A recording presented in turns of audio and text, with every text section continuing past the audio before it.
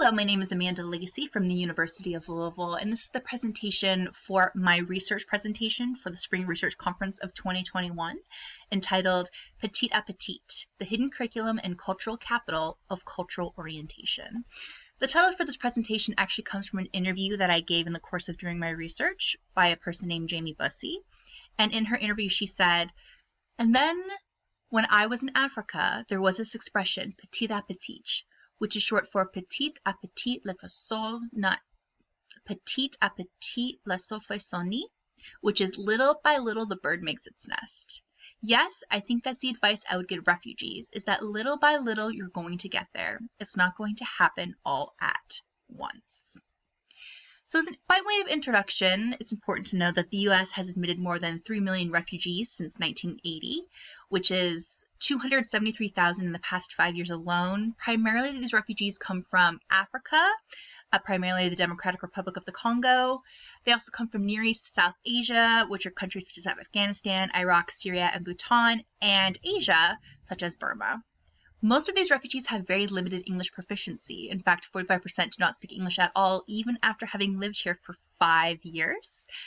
And a required component of the resettlement process is something called cultural orientation, or CO class. And these classes, which are required to be given within the first 90 days of a refugee's arrival by the resettlement agency, teaches refugees such things as how to pay rent, use transportation, follow the laws, or find a job, among many other things.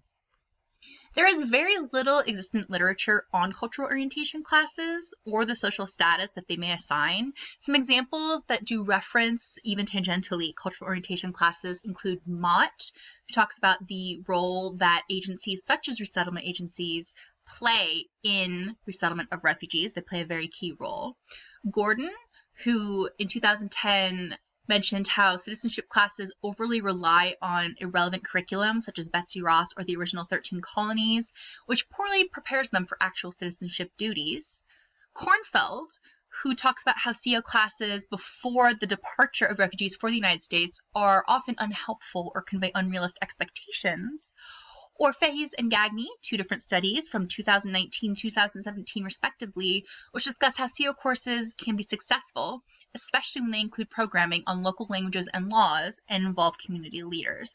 So overall, you have this impression that cultural orientation classes are very important, as are the resettlement agencies that give them, should focus on relevant curriculum, should take place as soon as refugees get into the United States as opposed to before arrival, and that these programs can be successful when done properly.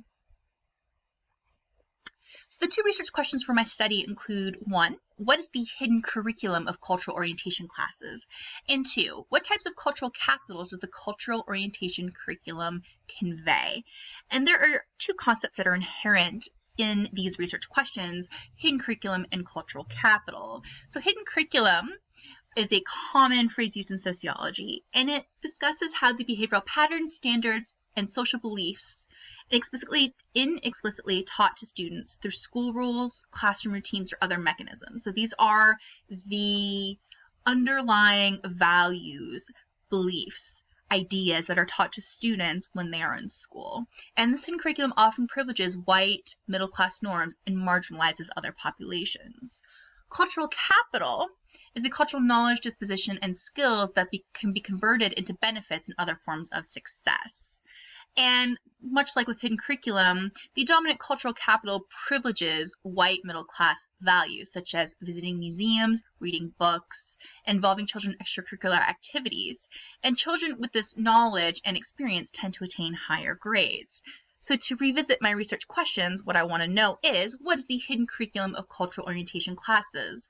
What are the values or behavior patterns that are being privileged within these classes? And 2, what types of cultural capital does cultural orientation curriculum convey? So what are the cultural values that the cultural orientation curriculum is giving to its students? So the information that I get comes primarily from an organization called CORE, which is the Cultural Orientation Research Exchange, which is administered by the Department of State. And the CORE website has many resources in multiple languages, including the cultural orientation curriculum that I used for this analysis. So the two sources of data that I use are the Making Your Way curriculum available on the CORE website, as well as an interview with Jamie Bussey, who is the current CORE Deputy Director. So the Making Your Way curriculum consists of 13 chapters, 49 lessons, 11 of which are seen as the basic lessons, are the essential lessons as indicated in the curriculum. Most of these lessons require visual activities. It requires the refugees to identify, explain, or analyze matched photographs as opposed to a lot of reading. And again, this goes back to the lower English proficiency that is inherent in the refugee population. The interview with Jamie Bussey, the CORE Deputy Director, was 2-hour-long interviews focusing on CORE's background, mission, curriculum, and how the curriculum is distributed. She is white, middle-aged, advanced degree-holding woman with background in teaching the Peace Corps, and she was at CORE for 6 years. She has been at CORE for 6 years. She is still there. So the methods that I use to analyze this data are the Atlas TI Qualitative Analysis Program, and I use the constant comparative method to code the data. So this involves open coding, axial coding, and selective coding. The Bussey interview was not coded. It was used for background and context only in order to inform the content analysis that I was performing on the curriculum. So when I was done with coding, I happened to come up with 2 major categories. So in stage 1 of open coding, I found all of these multiple themes. These themes were then broken down in stage 2, which is axial coding, and to develop into 2 overarching ideas inherent in the curriculum, which include socioeconomic expectations and implied sociocultural norms. So when it comes to socioeconomic expectations, the curriculum had 3 major findings in this category. Under apartment living, expected minimum wage, and the idea that education is valued but secondary. So when it comes to apartment living, almost all of the images in the curriculum show refugees living in apartments. In fact, there's only 1 image of a house, and there are no images of refugees living in rural areas. This suggests that the curriculum is preparing refugees to live in an apartment-like setting. Under expected minimum wage, the budget lesson in the curriculum focused on minimum wage earnings. The majority of jobs pictured in the curriculum are manual labor or blue-collar jobs, implying that refugees should expect lower wages.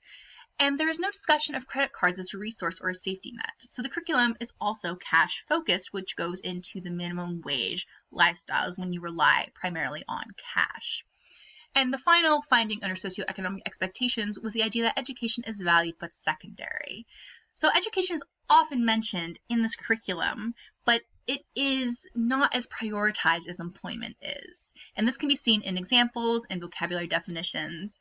And what the real finding is that Americans are lifelong learners that value education, but refugees should see that the education is something that should come later. It should not come now. Now they need to focus on the economics and on getting a job, and then do the education portion later.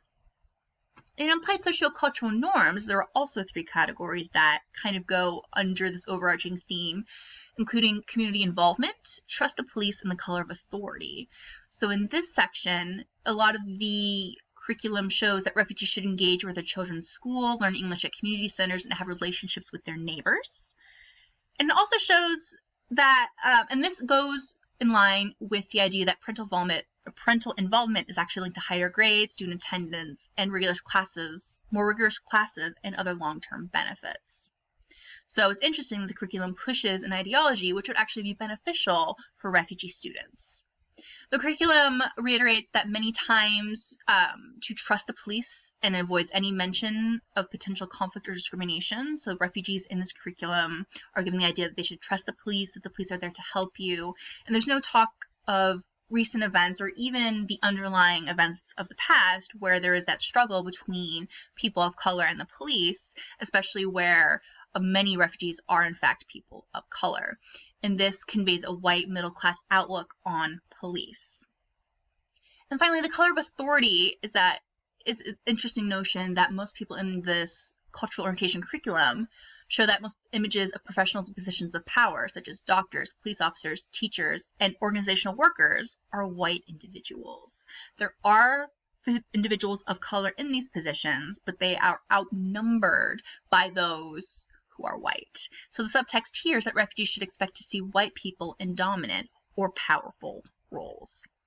So the conclusion that I have from this research is that the Making Your Way curriculum subtly indoctrinates refugees with the expectation that they will occupy a low socioeconomic position in their new American homes, earn only minimum wage, and live in apartment complexes while working low-status jobs. That is the expectation conveyed about their life.